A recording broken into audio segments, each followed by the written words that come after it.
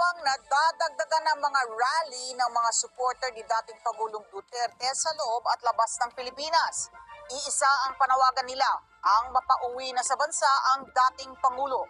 Si Eden Santos sa balitang yan.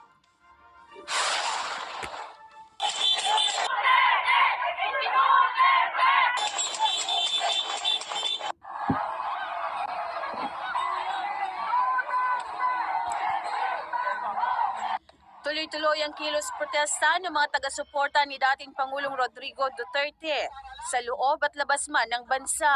Patunay ang mga pro-Duterte rally na iisang isinisigaw, "Bring home FPRRD." We'll never get tired until you are home!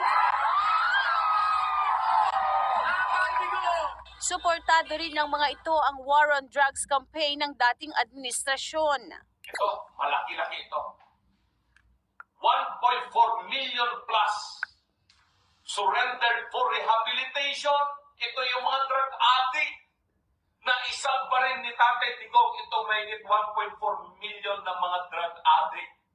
Idiniin naman ni Atty. Raul Lambino na dating Administrator at Chief Executive Officer ng Cagayan Economic Zone Authority at Presidential Advisor for Northern Luzon na sa panahon ng Duterte administration ay mahigit 1.4 milyong drug addict ang sumuko sa gobyerno.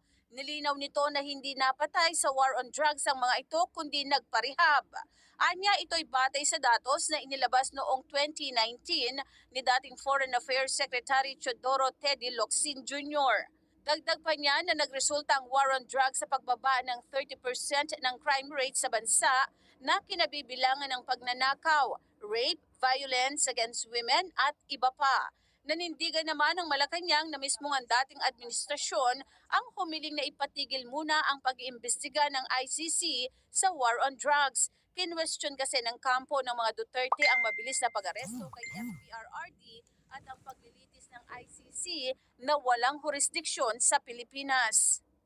Kung meron po sigurong dapat sisihin kung bakit nagpatuloy ang ICC, yun na rin po ay ang dating administrasyon dahil hindi sila agad kumilos patungkol dito sa mga kasong ito na nirereklamo patungkol sa madugong war on drugs. Eden Santos para sa Mata ng Agila. Matapang, matapang.